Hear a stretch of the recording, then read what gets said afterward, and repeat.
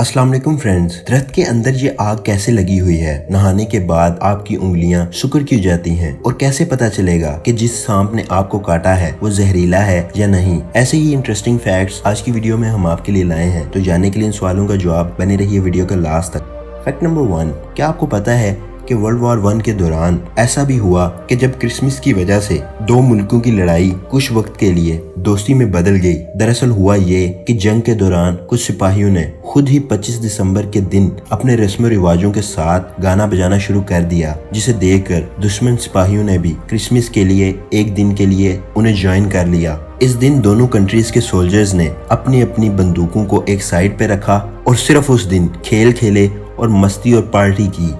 Fact number 2, किताबें मालूमात का समुंदर होती हैं और आपने कुछ बड़ी और छोटी मोटी किताबें पढ़ी होंगी या फिर देखी होंगी, लेकिन क्या आपने कभी एक लॉकेट साइज की किताब देखी है? यानी कि एक लॉकेट जितनी किताब देखी है? जी हाँ दोस्तों, ये किताबें ऑफिशियल हैं, कोई खिलौना नहीं है। अभी तक आप सोच रहे होंगे कि आखिर इतनी छोटी किताबें कोई क्यों पढ़ेगा या ये मिलती कहाँ से हैं? तो सबसे पहले आप जान लो कि इन किताबों को मिनिएचर बुक्स कहा जाता है। ये किताबें 3 इंच तक लंबी होती हैं। इंडिया के सिद्धार्थ मोहंते नाम के इस शख्स को इन्हीं किताबों से 2003 में ऐसा प्यार हुआ कि उन्होंने अपने पास ऐसी किताबों की एक लाइब्रेरी बना ली। आज इनकी लाइब्रेरी में लगभग 5000 से ज्यादा किताबें हैं। फैक्ट नंबर 3, चाइना के फौजीन नाम के शहर में एक किसान की मिस्टीरियस तरीके से गाय गुम हो गई। वो किसान लगातार 4 दिनों तक अपनी गाय को ढूंढता रहा। जब वो उसे ना मिली तो वो हमेशा के लिए अपना काम छोड़ने लगा। तब हैरानी की बात ये हुई कि जैसे ही उसके दिमाग में ये ख्याल आया कि वो अपना काम छोड़ देगा, तो उसके पास के इलाके से ही उसको अपनी गाय की आवाज सुनाई दी, जो कि एक बड़े से गड्ढे में गिरी हुई थी। वहाँ कोई दूसरा आदमी नहीं था। फिर उस गड्ढे का बड़ा सा ढक्कन किसने हटाया और वो उस गड्ढे में कैसे पहुंची और बिना 4 दिन खाए पिए कैसे जिंदा रही? इन सभी बातों का जवाब आज तक किसी के पास नहीं है।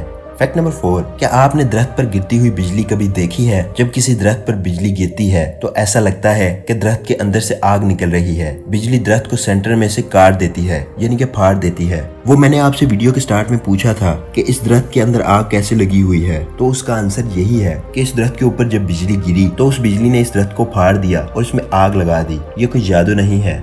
फैक्ट नंबर 5, एक वक्त था जब अमेरिका की बॉर्डर फोर्सेस इस वजह से परेशान थी कि उनके यहाँ अमेरिकन बॉर्डर से लगातार स्मगलिंग हो रही थी, जिससे क्राइम बढ़ता जा रहा था। ये प्रॉब्लम तब ज्यादा बढ़ जाती थी जब उस बॉर्डर पर रेत का तूफान अपना डेरा लगा लेता था। उस वक्त फोर्सेस को अपना बॉर्डर ढूंढने में बहुत परेशानी होती थी, जिससे वहाँ बहुत सारी स्मगलिंग होती थी। तो इस प्रॉब्लम से निपटने के लिए वहाँ की गवर्नमेंट ने अपने बॉर्डर पर 7 मील लंबी और 15 फीट ऊंची एक ऐसी फेंस तैयार की जो तेज हवा के साथ उड़ना शुरू हो जाती थी और बाद में फिर अपनी जगह पर वापस आ जाती थी। उसे देखकर ऐसा लगता था कि कोई बहुत बड़ा ड्रैगन उड़ रहा है। अपनी इसी क्वालिटी की वजह से दुनिया भर में इस बॉर्डर को सैंड ड्रैगन के नाम से जाना जाता है। फैक्ट नंबर 6, आप में से बहुत से लोगों को बुक्स पढ़ने का शौक होगा। कई लोगों ने तो इस शौक को इतना बढ़ा लिया है कि वो अपनी ही पसंदीदा एक किताब को अपने सीने से हमेशा लगा कर रखते हैं। जापान के टोक्यो शहर में लोग किताबें पढ़ने के इतने शौकीन थे कि वो पढ़ते पढ़ते ही अपने बुक शेल्फ पर सो जाया करते थे। लोगों की इस प्रॉब्लम को खत्म करने के लिए जापानीज गवर्नमेंट ने 2015 में बुक एंड बेड नाम के रूम्स बनाने शुरू कर दिए, जिसमें कोई भी इंसान बुक शेल्फ पर अपनी पसंदीदा किताब पढ़ते पढ़ते सो भी सकता है। और उनका ये आइडिया जापान के लोगों को इतना पसंद आया कि आज जापान के 6 बड़े शहरों में ऐसे ही बहुत सारे रूम्स बन चुके हैं। फैक्ट नंबर 7, जब भी आप नहाकर बाहर आते हो तो आपकी उंगलियों पर झुर्रियां बनी होती हैं। ऐसा क्यों होता है? इसके पीछे एक एवोल्यूशनरी रीजन है। आज से हजारों साल पहले जब इंसान के पास टेक्नोलॉजी नहीं होती थी और पानी में जब वो जाता था तो बहुत बार ऐसा होता था कि वो डूब जाता था, और डूबने से बचने के लिए उसके हाथ में ग्रिप अच्छी होनी चाहिए, लेकिन शुरू में वो ग्रिप नहीं होती थी। फिर बॉडी ने और नेचर ने टाइम के साथ साथ चेंजेस किए। जैसे ही पानी में आपका हाथ जाए तो थोड़ी देर बाद आपके हाथों में ग्रिप बनना शुरू हो जाती है, ताकि आप खुद को बचा सको। आसपास कोई पत्थर या लकड़ी हो उस पर ग्रिप अच्छी बन जाए और आप अपने आप को पानी से बाहर निकाल पाओ। इसलिए एवोल्यूशन ने आपकी बॉडी में हजारों साल से काम किया है, ताकि आप जब अपने हाथों को पानी में ज्यादा देर तक रखो तो उससे आपके हाथों पर झुर्रियां पड़ जाएं और ग्रिप अच्छी हो जाए।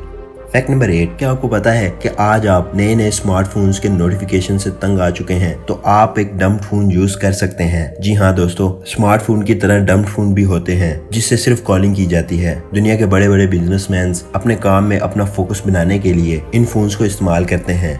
फैक्ट नंबर 9, आपने बहुत बार सुना होगा कि हम यूरेनियम से न्यूक्लियर एनर्जी बनाते हैं जिससे हम इलेक्ट्रिसिटी की बहुत सी प्रॉब्लम्स को सॉल्व कर सकते हैं। लेकिन क्या आपने कभी रियल में यूरेनियम को देखा है कि उसका रंग कैसा होता है जब उसे जमीन से निकाला जाता है? ये है वो वीडियो जिसमें आप देख सकते हैं कि यूरेनियम दिखने में कितना अट्रैक्टिव लगता है और ऐसे लगता है कि ये इस दुनिया से बिलोंग ही नहीं करता। फैक्ट नंबर 10, फ्रेंड्स, आपने फिल्मों और टीवी सीरियल्स में अक्सर देखा होगा कि जंग के मैदान में या किसी लड़ाई के दौरान आदमी दूर से चाकू या कोई और चीज फेंकता है और अपने दुश्मन को पल भर में ऊपर पहुंचा देता है। वेस्टर्न कंट्रीज में थ्रोइंग नाइफ नाम का एक मजेदार गेम खेला जाता है, लेकिन आप में से बहुत कम लोग ये जानते होंगे ये थ्रोइंग टेक्निक सिख कम्युनिटी से सीखी गई है। सिख काफी सालों पहले चक्कर या चक्रा कहे जाने वाले धारदार हथियार को इस्तेमाल करते थे। वो इसे बहुत दूर दूर से फेंका करते थे और अपने दुश्मन को मारा करते थे। उनके कुछ सिख अभी भी अपने साथ ऐसे हथियार रखते हैं जिन्हें अकाल निहंग सिख कहा जाता है। फैक्ट नंबर 11, ये कहानी बहुत इंटरेस्टिंग है। बात है 1816 की। फ्रांस की गवर्नमेंट अफ्रीका की एक कंट्री सेनेगल जाने वाली थी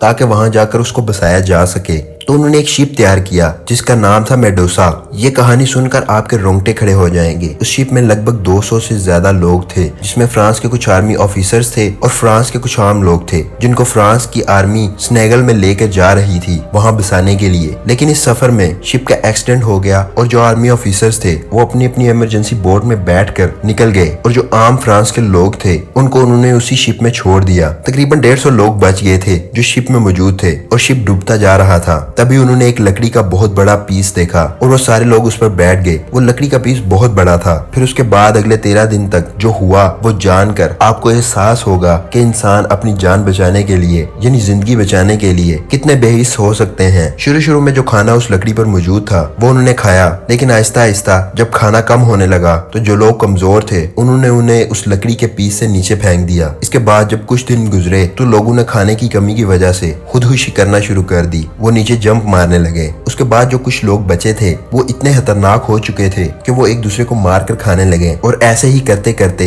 ये लकड़ी का हिस्सा 13 दिनों तक समुद्र में घूमता रहा और 13वें दिन के बाद उन्हें एक बहुत बड़ा शिप दिखा। उस शिप के आने के बाद उन्होंने अपनी जान बचाई। क्या लगता है कि उन 150 लोगों में कितने लोग उस लकड़ी के पीस पर 13 दिन के बाद बाकी बचे होंगे? इन सारे 150 लोगों में सिर्फ 15 लोग बाकी बचे थे, बाकी सब लोग मर चुके थे। कुछ लोगों को इन्होंने मार दिया, कुछ लोगों ने खुद को खुद ही मार दिया और कुछ लोगों को इन्होंने मार कर खा लिया। फैक्ट नंबर 12, सांप जो 2 तरह के होते हैं, एक वो जो जहरीले होते हैं और एक वो जो बिना जहर वाले होते हैं। लेकिन जब किसी इंसान को कोई सांप काटता है तो वो डर से ही मर जाता है कि मुझे तो सांप ने काट लिया है, अब मैं नहीं बच सकता। तो बहुत सारे लोग इसी डर से मर जाते हैं। लेकिन सांप के काटने को देखकर आप ये बता सकते हैं कि जिस सांप ने आपको काटा है वो असल में जहरीला था भी या नहीं। तो आप इस पिक्चर को देखकर चेक कर सकते हैं। अगर आपको सांप के काटने के बाद ऐसा निशान बनता है तो वो सांप जहरीला नहीं था, और अगर ऐसा निशान बनता है तो वो बहुत ज्यादा जहरीला सांप था। फ्रेंड्स, अगर आज की वीडियो आपको पसंद आई तो इसे लाइक कीजिएगा, अपने फ्रेंड्स से शेयर कीजिएगा और कमेंट सेक्शन में जरूर बताइएगा कि आपको वीडियो कैसी लगी और कौन सा फैक्ट सबसे ज्यादा इंटरेस्टिंग था। दुआओं में याद रखिएगा। अल्लाह हाफिज।